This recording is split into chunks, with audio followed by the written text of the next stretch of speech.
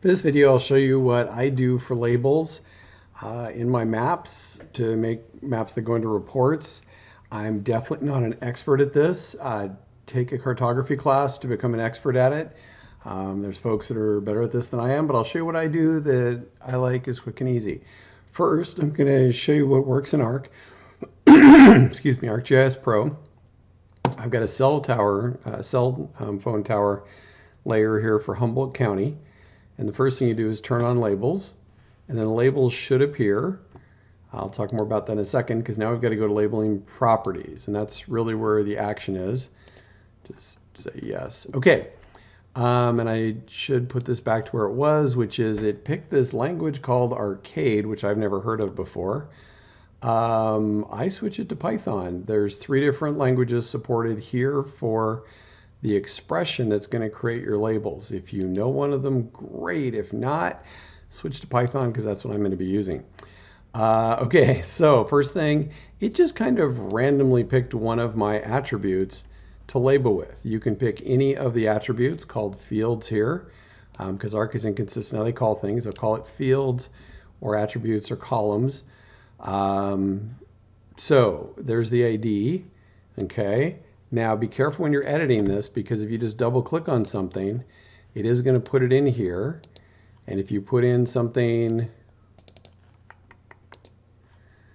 okay, like that, it's not going to work because it's going to be an invalid Python command, okay? So you do need to know a little bit of Python to be able to do this. I don't know why it kept giving us an error. Okay, so notice these labels are not looking very good. And this is actually not a really difficult layer to label.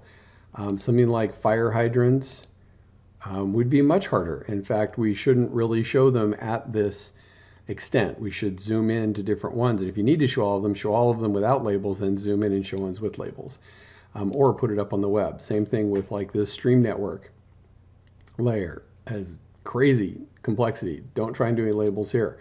We'll talk about simplification and simplifying your layers. But let's try and get some better layers here, better labels here, which we can do. What you want to do is go over to symbol first.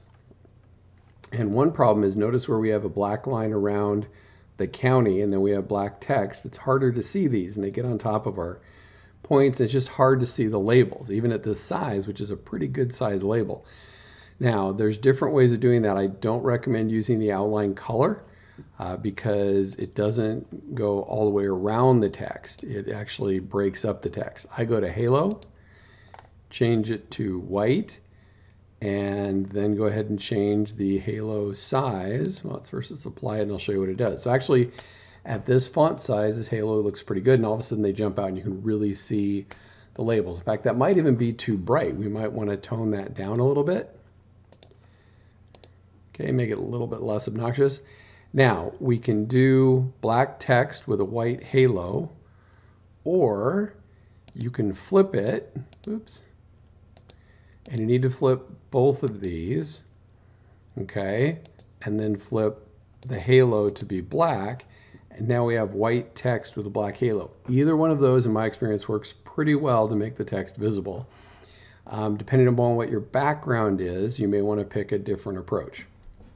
Now, notice that in here we still have a mess, right? Like which label goes with which one of these points. There is an entire area in here for positioning where you can play with the different positions. This is actually picking the best position, so it is trying to place these to where they're readable. And if we zoom in, which we need to do by activating our map frame, then we can zoom in and you can see that it is placing them as best it can. There's 2 of these here, so they're right on top of each other. So if you have a very small number of points, this actually works pretty well. Here's a couple that are a little bit farther apart. So as you zoom in, you can see, okay, it's doing a nice job placing them as long as there aren't very many. This works well for a very small number of points and for polygons when all the polygons are a good size. Once you get beyond that, things get really challenging. And I don't use Arc to do that because it's hard. Instead, what I do is I turn off my labels in Arc. I need to click here to get back to being able to zoom in and out of the map frame. Oops. Let's go ahead and activate our map frame so I can sort of center this and zoom to a good size. And then I'm going to go ahead and export or share this as a JPEG.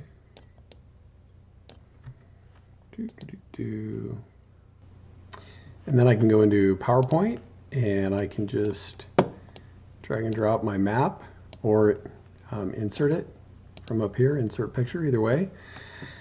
And now I can start adding labels. I usually just do text, and of course we'd have to go get the actual values from the attribute table for our layer.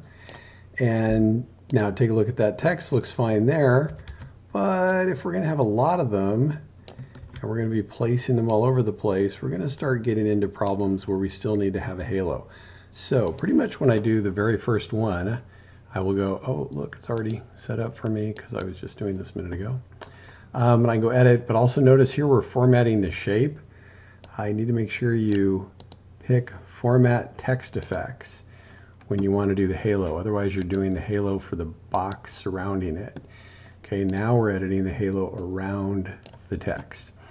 Okay, whoops, back to formatting shape, and I want to be formatting the text. Okay, there we go. And white.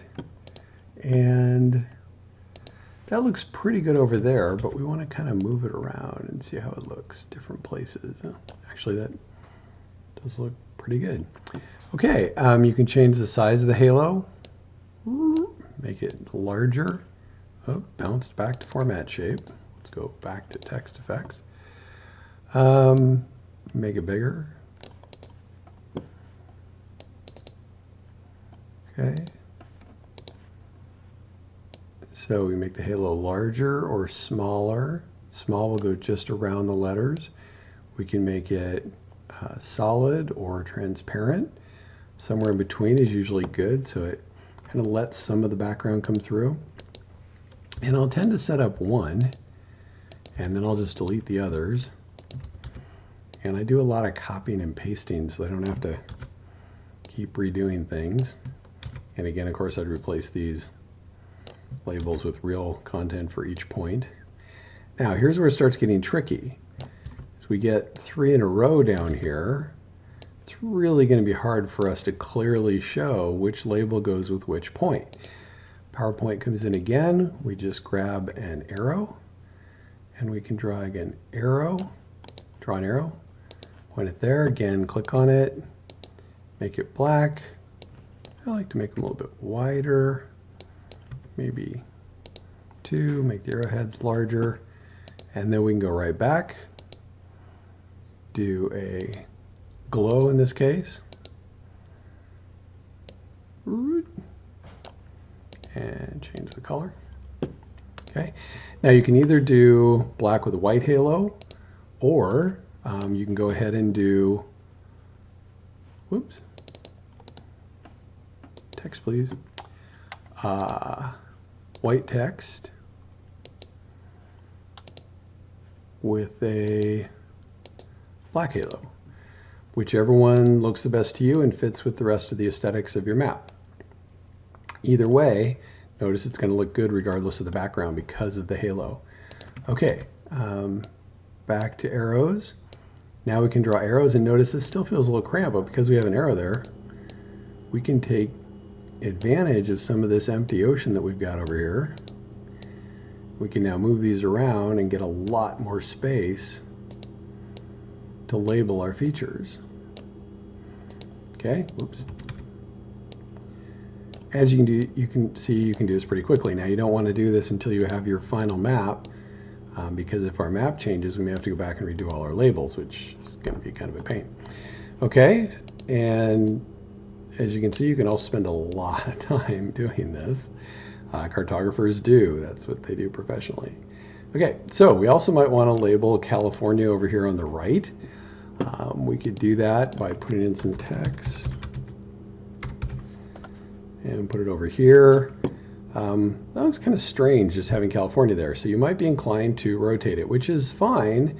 Just don't rotate the text or take it away from being horizontal unless you really need to. Now in this case, I think it's a good choice.